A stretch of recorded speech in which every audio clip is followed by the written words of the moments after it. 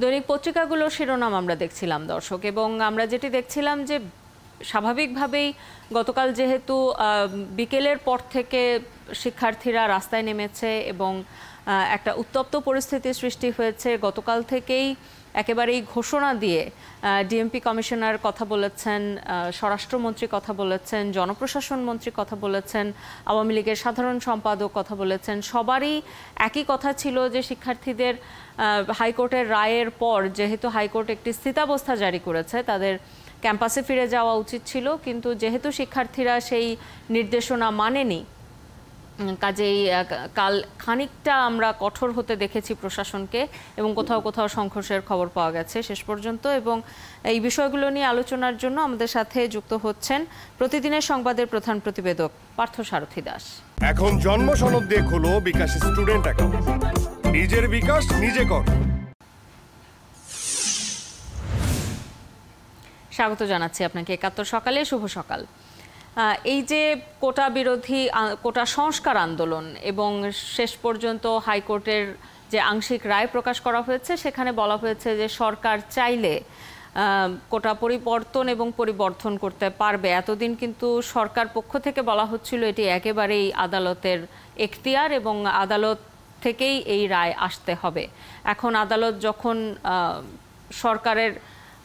সরকারের কাছে পাঠিয়ে দেয়া হলো সিদ্ধান্তের বিষয়টি, এই বিষয়টিকে যদি একটু ব্যাখ্যা করেন যে এখন তাহলে আন্দোলনরত শিক্ষার্থীদের কি করণীয় হতে পারে। ধন্যবাদ। এই যে কোটা, আপনি শুরুতে একটি শব্দ উচ্চারণ করেছেন, সেটা হচ্ছে কোটা বিরোধী। এর আগে কিন্তু সংবাদ গণমাধ্যমের কর্মীরা যারা আমরা আছি কোটা বিরোধী শব্দই ব্যবহার করতাম, কিন্তু গত কয়েকদিন ধরে আমরা ব্যবহার করছি কোটা সংস্কার।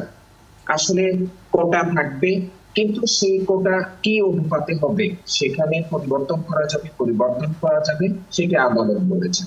আবার আদালত বলেছেন যে শিক্ষার্থীদের জন্য আদালতের দরজা খোলা।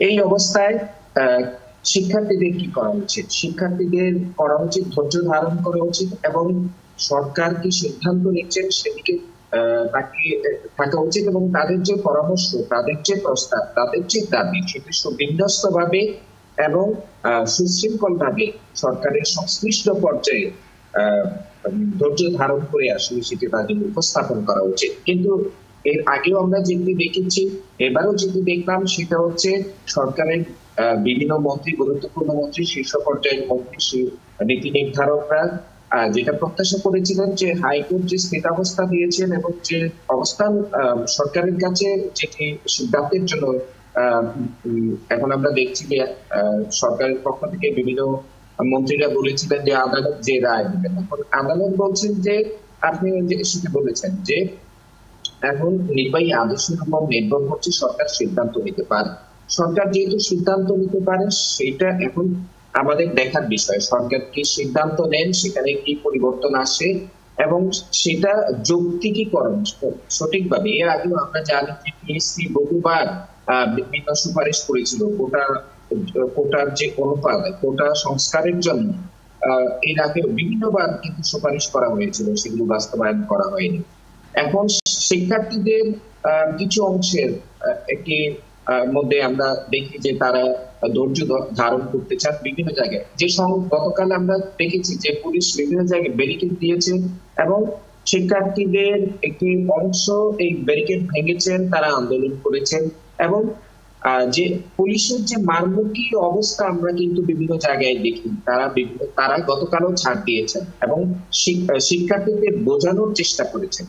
তার ফলে বিভিন্ন জায়গায় সংঘর্ষ, যেটি আশঙ্কা ছিল যে অনেক সংঘর্ষ হবে, দুই পক্ষ দুই অবস্থানে রয়েছে, তীব্র উত্তেজনা ছিল, সংঘর্ষ বিভিন্ন জায়গায় হয়েছে কিন্তু কম হয়েছে, সেই পরিমাণে হয়নি। তার মানে পুলিশও কিন্তু সহনশীলতার পরিচয় দিয়েছে, এবং শিক্ষার্থীদের সেটা বোঝা উচিত যে পুলিশ প্রশাসনও কিন্তু চাইছে যে শিক্ষার্থীরা যে তাদের দাবি দেওয়া যেটি উপস্থাপন করেছে, সেটি তারা যেন ধৈর্য সহকারে সহনশীলতার সঙ্গে একটু ধৈর্য ধরলে পরিস্থিতির সমাধান হবে। পুলিশ সেটা মনে করছে, তাদেরকে সেটি বুঝিয়েও দেওয়া হয়েছে পুলিশের পক্ষ থেকে, এবং সরকারের পক্ষ থেকেও কিন্তু বলা হচ্ছে ধৈর্য ধারণ করার জন্য।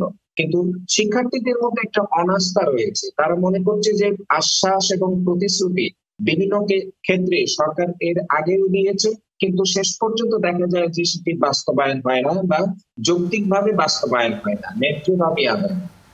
ঠিক সেই জায়গা থেকে তাদের একটি অংশ উত্তেজিত অবস্থায় রয়েছে এবং তারা আজকেও কর্মসূচি পালন করবে সারা দেশে, এবং বিভিন্ন জায়গায় যে সংঘর্ষ হয়েছে সেই জায়গাগুলোতেও কর্মসূচি পালন করা হবে বিকেল 4টার দিকে। গতকাল রাতে শাহবাগ থেকে সেই কর্মসূচি ঘোষণা করা হয়েছে। তো ধৈর্য ধারণ এবং সরকারের উচিত সকল পক্ষের সঙ্গে আলাপ আলোচনার মধ্য দিয়ে হুট করে সিদ্ধান্ত না নিয়ে সকল পক্ষের সঙ্গে অংশীজনের সঙ্গে আলাপ আলোচনার মধ্য দিয়ে যৌক্তিক সিদ্ধান্তে আসা উচিত, যাতে এই কোটা নিয়ে যে বারবার হুট করে যে আন্দোলন হচ্ছে, এই যে অবরোধটা তৈরি হচ্ছে গত কয়েকদিন ধরে আমরা দেখছি রাস্তায় জনদুর্ভোগ কিন্তু জনভোগান্তি কিন্তু চরমে, এবং সেটা যারা সেই দুর্ভোগে যারা পড়েছেন তারা কিন্তু বোঝেন যে এই দুর্ভোগ কতখানি গভীর, কতখানি কষ্ট দিচ্ছে তাদেরকে। শিক্ষার্থীরাও সেটা অনুধাবন করতে পারছেন, কিন্তু তারা সেই অনড় অবস্থায় রয়েছে না। আমরা বলবো যে আমরা মনে করি পর্যবেক্ষক যারা রয়েছে, আমাদের যে পর্যবেক্ষণ সেটি হচ্ছে সকল পক্ষই কিন্তু চাচ্ছেন কোটার সংস্কার হোক। এখন সরকারের বিভিন্ন মন্ত্রীও বলেছেন, গতকাল জনপ্রশাসন মন্ত্রী বলেছেন যে বৈষম্য দূর করার জন্য কোটা সংস্কার করা দরকার। সরকারের বিভিন্ন পর্যায়ে তো কেউ এবং এখন আন্দোলনরত শিক্ষার্থীদের সাথে আলোচনার মাধ্যমে তাদের দাবি দাওয়া শুনে সেই অনুযায়ী অথবা তাদেরকে বুঝিয়ে একটা মাঝামাঝি পর্যায়ে এসে কোটার সংস্কার হলে পরে নিশ্চয়ই শিক্ষার্থীরাও তাদের শিক্ষাঙ্গনে ফিরে যাবে। আপনাকে অসংখ্য ধন্যবাদ আমাদের সাথে যুক্ত হবার জন্য। আমাদের সাথে যুক্ত হয়েছিলেন প্রতিদিনের সংবাদের প্রধান প্রতিবেদক পার্থ সারথী দাস।